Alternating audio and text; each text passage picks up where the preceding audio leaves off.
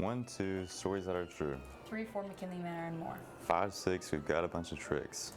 7, 8, couples that stay up late. I'm Eli Swinney. And I'm Delaney Crandall. And we'll be kicking off the spooky season with a bunch of true crime stories and an interview with a vampire. We know that some people don't like scary stories though, so we have a segment about some cartoons to watch after a scary movie. 9-10 will be back again. Knoxville, Tennessee. You are looking live from Knoxville, Tennessee. Hello and welcome to the Irish Media Network. Hi there, and welcome to The First Down, brought to you by the Irish Media Network. Give him C.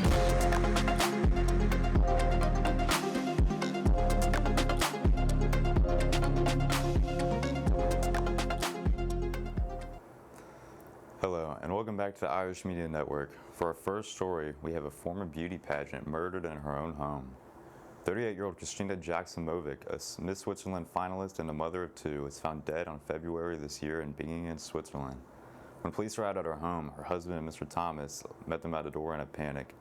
When police entered the house, they found her remains by the staircase, where they saw that she had been put into a blender and pureed. An autopsy performed on them showed that before she was pureed, she had been dismembered with garden shears and a jigsaw. Christina's murder would not be found for another month until, in a horrifying turn of events, Mr. Thomas, her own husband, confessed in the murder in March. He was immediately taken into custody, where he now awaits for charges to be filed against him. We at IMN are all praying for everyone involved in this horrible crime, especially Christina's two children. Moving on, our next story is about a very controversial attraction, the McKamey Manor. Yes, we keep this family in our prayers during this difficult time. Speaking of difficult times, the McKinley Manor is a house which people pay to endure their worst nightmare. Located in Tennessee, this extreme haunt has been known for pushing people to their physical limit and psychological. Participants known as contestants must sign a waiver, which includes participants agreeing to be buried, come in contact with poisonous animals, submerged into 60 feet of water, potential carbon monoxide poisoning, and crushed by objects. If participants is to complete the house, the owner promises a $20,000 cash prize, which has never been claimed. However, it's believed to be a scam. Once inside, participants quickly find themselves in a nightmare which they have no control over.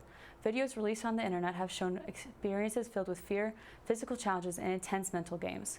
Contestants are often bound, blindfolded, and exposed to their greatest fears. However, the manor has sparked criticism from both haunted house enthusiasts and mental health professionals. Many believe the experience goes too far, bordering on abuse rather than entertainment. Some have questioned the ethical nature of the attraction despite the waiver. The physical and mental toll it takes on people has led to calls about great oversight and regulation. The haunt's dark reputation has only been intensified following the recent legal troubles. Russ McKinley was recently arrested on July 2024 on charges of domestic abuse. The future McKinley Manor is uncertain, but terrifying. Its legacy is undeniable. Are you scared? In that case, we got some great shows to watch after a horror movie.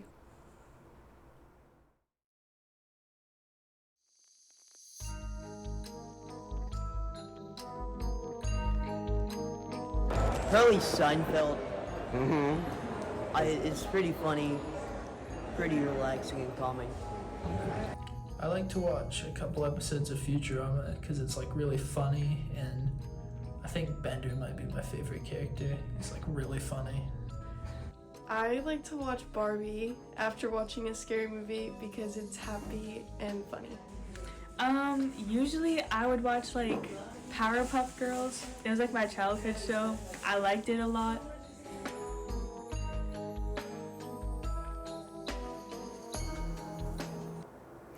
We've heard a lot of stories so far, but now let's talk about one of the most famous and oldest urban legends, the Hellas Bride of Yellowstone. The story goes that in 1915, a couple went up to Yellowstone for their honeymoon. Both got a room at the Old Faithful Inn Hotel. The husband had never been the most honorable and had always had a major gambling addiction. So right off the bat, he began spending tons of money that saved. It would only be a month into their stay when they ran out. The couple would normally argue every night, but on one specific night, there was an argument louder and more violent than ever before, and ended with the husband storming out of the room and slamming the door behind, never to be seen again. The hotel staff gave the bride some time alone, since they felt that she might not be emotionally stable enough to be set out on her own. But after days with no contact, the staff entered the room to find furniture flipped and clothes and sheets all over the room. But it was when they entered the bathroom they would find the bride's body covered in blood in the bathtub. Only her head was nowhere to be found. It was later they searched the very highest point in the hotel where they found her head. Nowadays, many visitors claim to see a ghostly white woman in a white dress wandering the halls, sometimes appearing with a head under her arms. That might have been a good story from us, but now let's hear about some ghost stories other people have to share. Hey guys, my name is Amelia Paris and welcome to the Irish Media Network Halloween podcast. Today we have two special guests to tell their scary stories. We dive into the darkest and most unknown parts of our brain. My question is, are these things that we're seeing really fake? Stay tuned to find out the real horrors these people have experienced.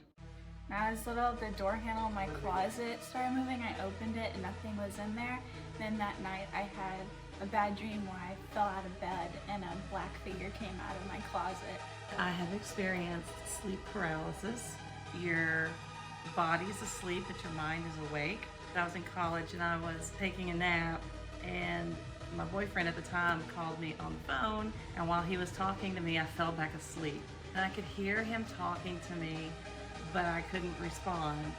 And I was trying to talk back, but I couldn't, and my whole body was asleep, but no words were coming out of my mouth. And I wanted to talk, but I couldn't. Came to my dorm room because he was scared. He was not scared, but he was concerned about what had happened, why I just stopped talking all of a sudden.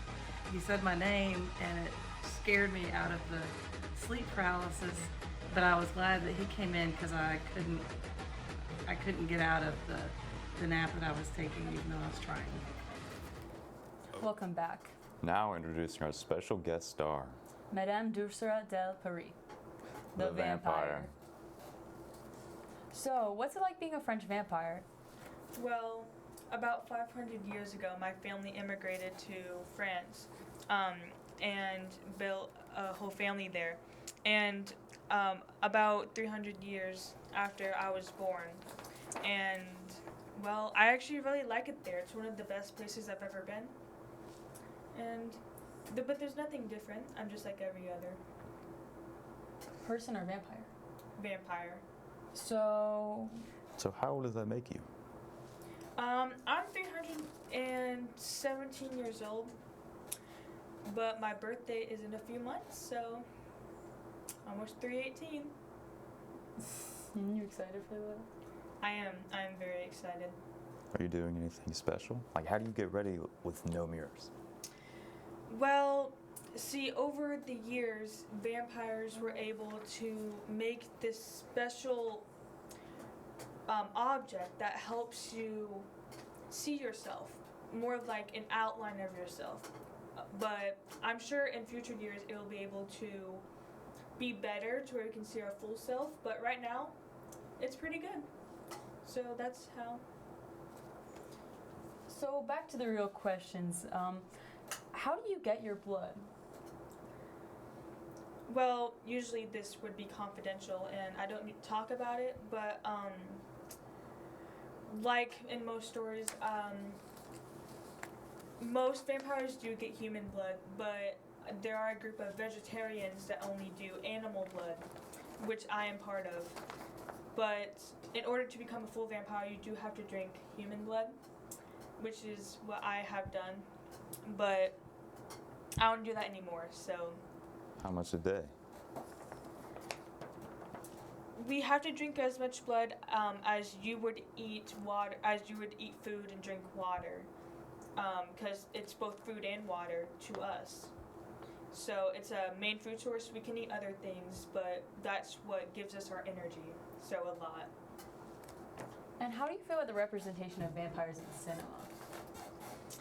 Well, I think it really puts a bad name on us because not all of us are bad, and people don't really know that we exist that much anymore.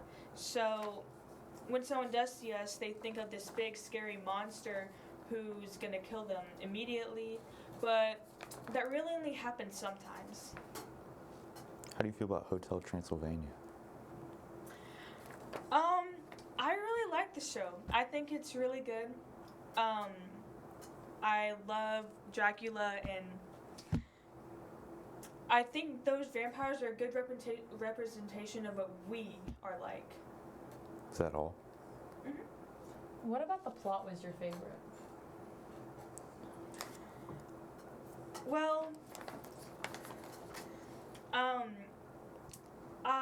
I can't say it's a really good movie, and the plot was one of the best movies I've ever seen. I mean, it was just very well-rounded and a good thing for people to watch. I would highly recommend it because it gives us a good image. Yeah, yeah. Is it true that garlic and sage are poisonous to vampires?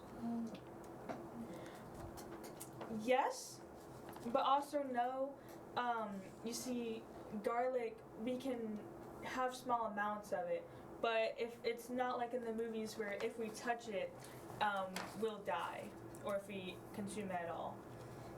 So do you have garlic bread like once in a while, or is it just like you try to avoid garlic altogether? Well, I personally try to avoid garlic altogether because it can make one very sick, just not die unless large amounts consumed. Yeah, yeah, of course. And how do you feel about the sun? Well, now vampires have special things to help them protect them from the sun. Me personally, it can be in form of earrings or rings, and I have my earrings on that protect me from the sun, and they help me not get burned, which vampires, you'll see most are very pale. Yeah, I don't go out much in the sun. I don't want to risk it, but today, for a special treat, I put on my earrings and went out. Thank you. What do you think about other monsters? Well, I like all the other monsters, especially like the mummies. The mummies are so funny, and they can crack a joke anywhere you are. I've never seen Frankenstein, and he is still alive, and I really want to. He's very big in the monster world, and I would love to see him one day, but my time will come. Yeah, of course. Well, thank you so much for meeting with us. You're welcome.